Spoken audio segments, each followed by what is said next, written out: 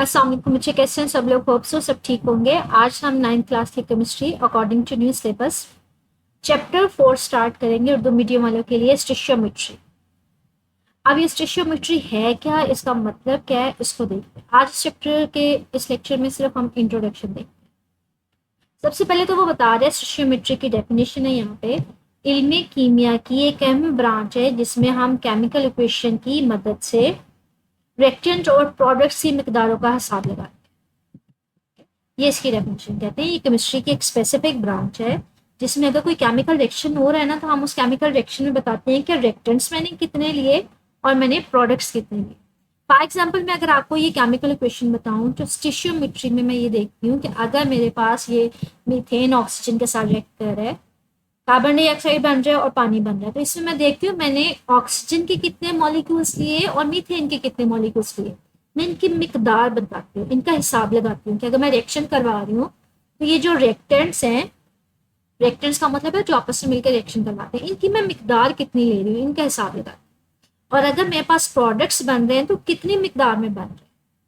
ठीक है, तो यहाँ पे यही बात कर रहे हैं कि आप क्या करते हो केमिकल इक्वेशन में। ये इक्वेशन जो आप लिखते हैं ना, इसको केमिकल इक्वेशन कहते हैं, जिसमें डिफरेंट केमिकल्स मिलके आपको कुछ प्रोडक्ट्स दे रहे होते हैं। इसमें आप हिसाब लगाते हो कि आपने रिएक्टेंट्स की कितनी मिकदार ली है, मतलब कितने रिएक्टेंट्स लिए हैं, एक मॉलिक्यूल लिया है, दो लिया है, और प्रोडक्ट्स अगर आ रहे हैं तो उनकी कितनी मिकदार आ रही है। इन सब का हिसाब लगाना जो है इसको स्टिशियोमेट्री कहते हैं। तो ये एक शॉर्ट क्वेश्चन बन सकता है स्टिशियोमेट्री की डेफिनेशन लिखे। कहते हैं इस इल्म की बुनियाद कानून बकाए मादा पर रखी गई है। कहते हैं ये जो हमारे पास है ना स्टिशियोमेट्री, कहते हैं इसकी बुनियाद किस बात पर रखी गई है? कानून बकाए मादा, मतलब law of conservation of mass के ऊपर। मतलब क्या है कि आपके पास ओवरऑल जो यूनिवर्स का मास है, टोटल मास, वो सेम रहता है। कंजर्वेशन का मतलब है सेम रहता है, चेंज नहीं होता। जितनी मिकदार पहले होगी उतनी ही बाद में होगी, मास टोटल सेम रहेगा। कहते हैं इसका मतलब क्या है, अगर ये केमिकल इक्वेशन है तो इन दोनों का जो टोटल मास होगा वो इस सारे के टोटल मास के बराबर होगा। मतलब जितना ओवरऑल मास पहले था उतना ही मास बाद में होगा। मास जो है वो सेम रहता है, वो कंजर्व रहता है। इसलिए हम यहाँ पे हिसाब लगाते हैं कि अगर इसका मास जो है वो प्रोडक्ट्स के इक्वल करना है तो मुझे हिसाब लगाना पड़ेगा कि कितने मैं मॉलिक्यूल्स लूँ इसके, ऑक्सीजन के, कितने मीथेन के, ताकि मेरे पास इसका ओवरऑल मास जो है वो प्रोडक्ट के मास के इक्वल हो जाए। कि मास कंजर्व रहना चाहिए जितना पहले था ओवरऑल मास। हाँ, चीजें एलिमेंट्स से चेंज हो सकते हैं। मीथेन ऑक्सीजन जो है वो किस में बदल सकता है? कार्बन डाइऑक्साइड में, वाटर में। तो एलिमेंट्स या प्रोडक्ट्स से चेंज हो सकते हैं, लेकिन ओवरऑल इसका जो मास होगा और इसका जो होगा वो सेम रहेगा। प्रोडक्ट्स और रिएक्टेंट्स का मास सेम रहेगा। कहते हैं स्टेशनरी की जो बुनियाद है वो law of conservation of mass के ऊपर है। कानून बकाया मादा, मतलब जो ओवरऑल मादा है, ओवरऑल मास है, वो सेम रहता है। जितना रिएक्टेंट्स का होगा उतना ही प्रोडक्ट्स का होगा। कहते हैं अब इसी को, ये बात को बता रहे हैं जो मैंने बात की है ना, उसी को एक्सप्लेन कर रहे हैं। कहते हैं जिसके मुताबिक law of conservation of mass हमें क्या कहता है, या कानून बकाया मादा हमें क्या कहता है? मादा ना तो बनाया जा सकता है और ना ही मिटाया जाता है। रिएक्टेंट्स का कुल मास प्रोडक्ट के कुल मास के बराबर होना जरूरी है। मतलब मादा सेम रहता है, वो चेंज नहीं होता। ना तो उसको आप तबाह कर सकते हो, मतलब मिटा सकते हो, ना उसको बना सकते हो, बल्कि जितना होता है वो उतना ही रहता है। अगर रिएक्टेंट्स का जितना मास होगा उतना ही प्रोडक्ट्स का होगा। तो यहाँ पे हमारे पास जो दूसरा क्वेश्चन है वो ये है कि कानून बकाए मादा क्या होता है। ठीक है, तो यहाँ पे दो शॉर्ट क्वेश्चन बनते हैं। एक है कि स्टिशियोमेट्री क्या होती है, दूसरी क्या है कि कानून बकाए मादा क्या है। तो ये अलग से दो शॉर्ट क्वेश्चन बन सकते हैं। या इसके अलावा ये एमसीक्यू बन सकता है, स्टिशियोमेट्री की बुनियाद किसके ऊपर है? कानून बकाए मादा पे। आगे कहते हैं केमिकल इक्वेशन को, कहते हैं केमिकल इक्वेशन को मुतवाजन करने के लिए इस्तेमाल में लाए जाने वाले कोएफिशिएंट दरअसल रिएक्टेंट्स और प्रोडक्ट्स के दरमियान मास की मुनासबत को जाहिर करते हैं।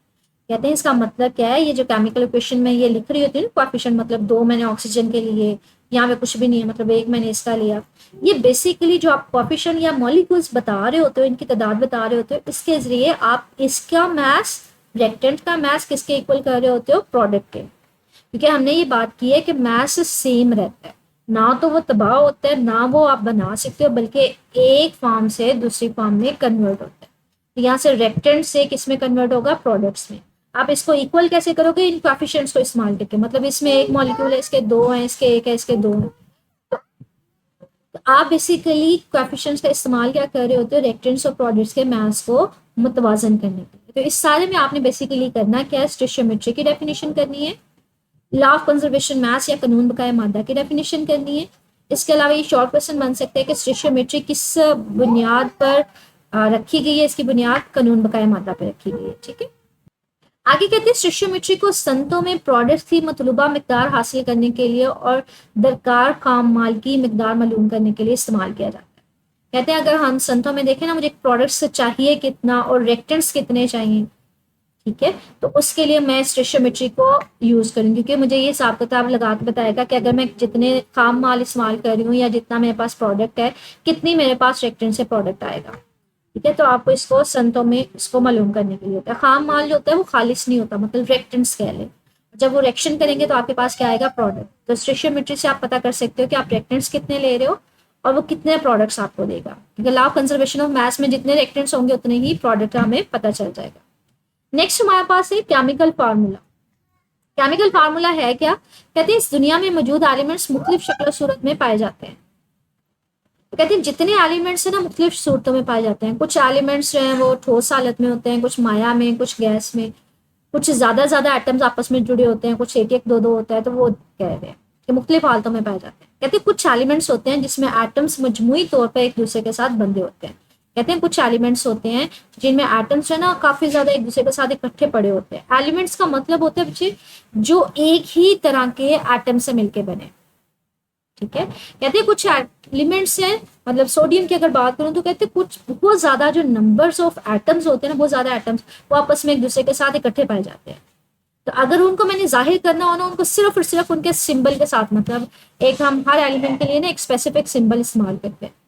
कहते हैं अगर ऐसे एलिमेंट्स जो बहुत ज्यादा एटम्स के फॉर्म में मौजूद होते हैं उनको सिर्फ सिंबल्स के जरिए जाहिर किया जा सकता है। जैसे हम कहते हैं मिसाल के तौर पर सोडियम जो है ना, एक साथ बहुत सारे एटम्स एक जगह पाए जाते हैं, तो कहते हैं इसको ना आप इसके सिर्फ और सिर्फ सिंबल से लिख सकते हो, सोडियम का एन से लिखना जाता है। अगर कैल्शियम है तो उसका केमिकल फार्मूला क्या होगा, सिर्फ और सिर्फ उसको इसके सिंबल से लिखेंगे। कार्बन की बात करें तो उसको इसके सिंबल से लिखेंगे, आयरन की बात करें तो उसको इसके सिंबल से लिखेंगे। ये क्या है, जब बहुत ज्यादा नंबर ऑफ एटम्स एक साथ पाए जाते हैं तो वहां पे आप सारे एटम्स के जिक्र नहीं करते, बल्कि सिर्फ और सिर्फ उसको उसके सिंबल से रिप्रेजेंट कर देते हैं। ठीक है, कहते हैं कुछ एलिमेंट्स ऐसे भी होते हैं जो दो दो एटम्स मिलके ना मॉलिक्यूल्स के फॉर्म में मौजूद होते हैं। अब इन मॉलिक्यूल्स का किसी दूसरे के साथ कोई लेना देना नहीं होता। कहते हैं ऐसे केस में क्या करेंगे, फिर उनके केमिकल फार्मूला किस तरह से लिखेंगे। कहते हैं अगर एलिमेंट्स जो है वो मॉलिक्यूल्स के फॉर्म में अलग-अलग पाए जा रहे हैं तो उसमें क्या करते हैं, उनका पूरा मॉलिक्यूल का फार्मूला लिखते हैं। ऑक्सीजन है, 2 ऑक्सीजन हमारे पास मॉलिक्यूल के फॉर्म में पाए जाते हैं, तो O2 लिख देंगे। नाइट्रोजन है, N2 लिख देंगे। हाइड्रोजन है, H2 है, मतलब ये मॉलिक्यूल्स जो है वो अलग-अलग पाए जाते हैं। तो ये केमिकल फार्मूला देखते हैं कि अगर एलिमेंट में एटम्स बहुत ज्यादा आपस में मौजूद है तो वहां पे आप सिंपली उसको उसके सिंबल से लिखते हैं, लेकिन मॉलिक्यूल्स के फॉर्म में अगर वो लैदा पाए जा रहे हैं, मॉलिक्यूल्स दो एटम्स का हमारे पास कॉम्बिनेशन, तो उसको पूरे मॉलिक्यूल के फॉर्म में लिखेंगे। ठीक है, इन मॉलिक्यूल्स में एटम्स आपस में केमिकल बॉन्ड के जरिए बने होते हैं, मतलब इसमें 2 हाइड्रोजन मिलकर एक मॉलिक्यूल बना देते हैं। इस हाइड्रोजन का दूसरे हाइड्रोजन से कोई लेना देना नहीं होता।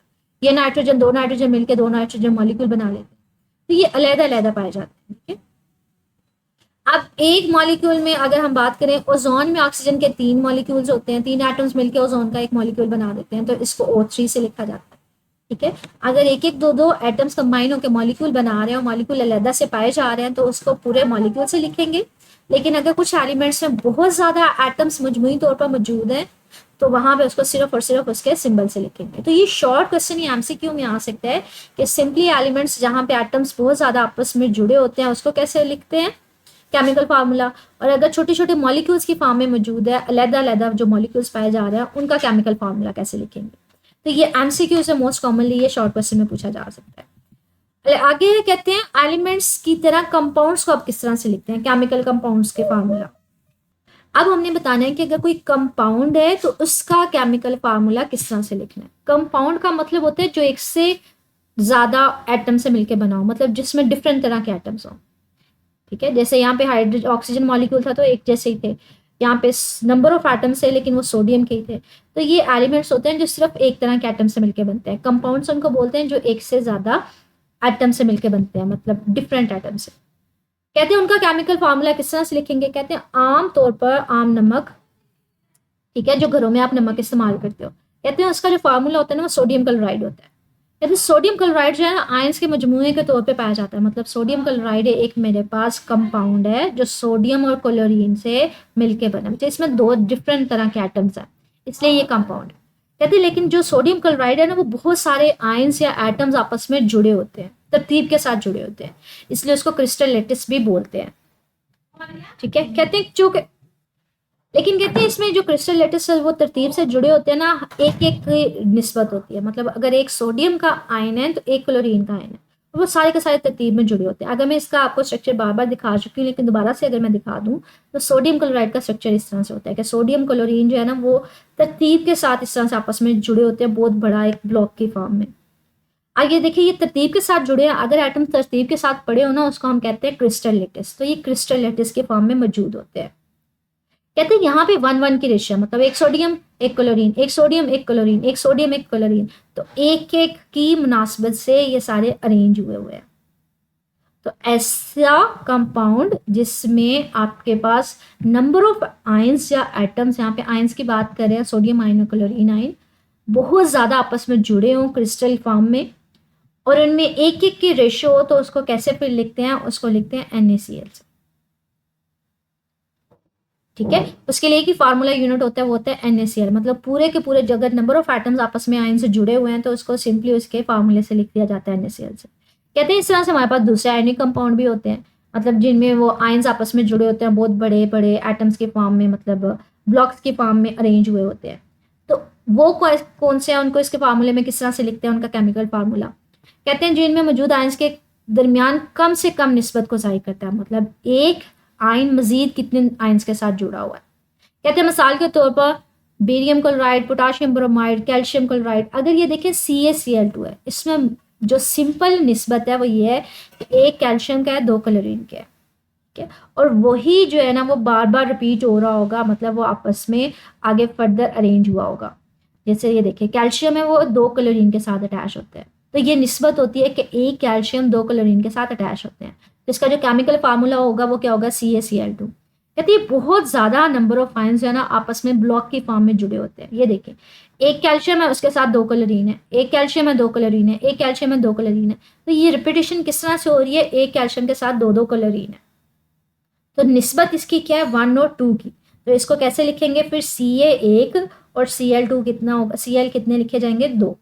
इसी तरह से फिर पोटाशियम ब्रोमाइड में एक पोटाशियम का होगा एक ब्रोमाइड का होगा सिमिलरली। तो ये हमारे पास होता है कि अगर आयनिक कंपाउंड हो, मतलब वो तरतीब से क्रिस्टल लैटिस के फॉर्म में जुड़े हुए हों, मौजूद हों, तो आप उसमें सिंपलेस्ट निस्बत देखते हैं। मतलब अगर मैंने आपको ये दिखाया है कि अगर आप सोडियम में बात करो तो एक सोडियम कितने क्लोरीन के साथ है, एक एक के साथ, तो एक एक दोनों की वैल्यू लिख देंगे, NaCl लिख देंगे, और वही बाद में रिपीट हो रहा है। इसी तरह से अगर आप देखो उसकी कैल्शियम क्लोराइड की, तो यहाँ पे एक कैल्शियम दो क्लोरीन के साथ, एक कैल्शियम दो क्लोरीन के साथ, ये कैल्शियम दो क्लोरीन के साथ, तो एक दफा कैल्शियम दो दफा Cl या Cl2। ये बात है आयनिक कंपाउंड की। कहते हैं अगर कोवलेंट कंपाउंड हो तो कैसे लिखा जाएगा। कोवलेंट कंपाउंड आमतौर पर अलग-अलग मॉलिक्यूल्स की शक्ल में वकूफ पजीर होते हैं। कहते हैं इसमें तो बहुत बड़े बड़े ब्लॉक थे ना, बहुत ज्यादा आयंस आपस में जुड़े होते थे, क्रिस्टल्स बनाते थे। लेकिन कोवलेंट में क्या होता है, हमारे पास छोटे छोटे मॉलिक्यूल्स होते हैं जिनमें एटम्स आपस में क्या होते हैं, उनके दरमियान कोवलेंट बॉन्डिंग होती है। जैसे कहते हैं पानी का अगर आप मॉलिक्यूल ले लें, पानी का जो मॉलिक्यूलर फॉर्मूला है, केमिकल फॉर्मूला है, वो H2O है। ये फार्मूला बेसिकली पूरे का पूरा मॉलिक्यूल को जाहिर कर रहा होता है। क्यों, क्योंकि पानी के एक मॉलिक्यूल में दो हाइड्रोजन एटम्स, एक ऑक्सीजन, दो हाइड्रोजन एटम्स के साथ जुड़े होते हैं। कहते हैं अगर आपको स्ट्रक्चर दिखाएं पानी के मॉलिक्यूल्स का, तो इसमें पानी के मॉलिक्यूल्स होते हैं और वो सारे एक दूसरे से अलग होते हैं। ये बहुत बड़ा एक ब्लॉक की फॉर्म में नहीं होता, बल्कि अलग अलग मॉलिक्यूल्स होते हैं। तो कहते हैं फिर इसका फार्मूला, केमिकल फार्मूला क्या होगा, एक पूरा मॉलिक्यूल आप जाहिर करोगे। ये मॉलिक्यूल्स के दरमियान फोर्सेस होती हैं, जो हम डिफरेंट आगे पिछले चैप्टर में पढ़ चुके हैं कि ये हमारे पास वीक फोर्सेस होती हैं। ठीक है। लेकिन अगर मैं इससे मॉलिक्यूल की बात करूं, ऐसे कोवलेंट बॉन्ड की देखूं जिसमें मॉलिक्यूल्स अलग से पाए जाते हैं, फिर हम क्या करते हैं, उसका केमिकल फार्मूला पूरे एक मॉलिक्यूल से जाहिर करते हैं। तो यहाँ पे ये कह रहे हैं कि उसका केमिकल फार्मूला पूरे एक मॉलिक्यूल से H2O से जाहिर किया जाएगा। इसी तरह से कहते हैं अगर अमोनिया का देखें, NH3 का, इसका अगर मैं आपको स्ट्रक्चर दिखाऊं तो वहां पे क्या होता है, एक नाइट्रोजन 3 हाइड्रोजन के साथ अटैच होता है, तो ये पूरा मॉलिक्यूल होता है। ये अगला मॉलिक्यूल होता है, उससे आगे अगला मॉलिक्यूल होगा। मॉलिक्यूल्स के दरमियान फोर्सेस होती हैं लेकिन ये बहुत वीक होती हैं, तो ये बहुत बड़े ब्लॉक की फॉर्म में मौजूद नहीं होते, बल्कि ये लिक्विड फॉर्म में होता है क्योंकि ये फोर्सेस बहुत वीक होती हैं। तो ऐसे केस में जहाँ पे वो पूरे एक मॉलिक्यूल की फॉर्म में मौजूद हो, उसको आप क्या करते हो, उसके पूरे फार्मूले से लिखते हैं। एक नाइट्रोजन है और 3 हाइड्रोजन है, तो इसको कैसे लिखा जाएगा, इसको NH3 लिखा जाएगा। इसी तरह CH4 का फार्मूला। ठीक है, तो यहाँ से ये क्वेश्चन, शॉर्ट क्वेश्चन बन सकता है कि आप केमिकल कंपाउंड्स, आयनिक कंपाउंड्स को किस तरह से लिखते हैं और कोवलेंट कंपाउंड्स को किस तरह से लिखते हैं। आयनिक कंपाउंड में जो सिंपलेस्ट रेशियो होती है वो लिखते हैं। अगर रिपीटेशन हो रही है, नंबर ऑफ आयंस बहुत बड़ा ब्लॉक बना रहे हैं, तो सिंपलेस्ट रेशियो के फॉर्म में। अगर कंपाउंड आप कोवलेंट कंपाउंड लिखते हैं तो पूरे मॉलिक्यूल का फार्मूला लिख देते हैं। कहते हैं इन मिसालों से क्या जाहिर हो रहा है कि केमिकल कंपाउंड को उसके केमिकल फार्मूले से लिखा जाता है। मतलब अगर केमिकल कंपाउंड है तो उसको उसका क्या करेंगे, केमिकल फार्मूला से लिखा। मतलब कोवलेंट कंपाउंड की बात करें, मतलब मैंने आपको यही कहा है ना, कोवलेंट कंपाउंड होगा तो पूरे मॉलिक्यूल का फार्मूला लिखेंगे, जो इसको उसका नाम क्या दिया जाता है, मॉलिक्यूलर फार्मूला भी कहते हैं। और ये फार्मूला इस कंपाउंड के एक मॉलिक्यूल में मौजूद मुख्तलिफ एटम्स को जाहिर करता है। मैंने यही बात की है कि एक मॉलिक्यूल में टोटल कितने एटम्स हैं। ठीक है, जो केमिकल बॉन्ड से आपस में जुड़े होते हैं, इन सबके दरमियान क्या होती है, केमिकल बॉन्डिंग होती है। जैसे आपको ये अगर स्ट्रक्चर बताया जाए तो नाइट्रोजन और हाइड्रोजन, इन सबके दरमियान क्या होती है, केमिकल बॉन्डिंग होती है, बॉन्ड शेयर हुआ होता है। हमने ये पढ़ा था ना, केमिकल बॉन्डिंग में क्या होता है, बॉन्ड की शेयरिंग होती है। इसके अलावा ये डिफरेंट एग्जाम्पल्स हैं जो केमिकल कोवलेंट बॉन्ड की हैं, जिनमें कोवलेंट बॉन्डेड है और ये मॉलिक्यूल्स के फॉर्म में मौजूद होते हैं। अच्छा, अब ये अलहदा से लॉन्ग क्वेश्चन भी पूछा जा सकता है कि केमिकल फार्मूला कैसे लिखेंगे। इसके 4 पॉइंट्स बनेंगे।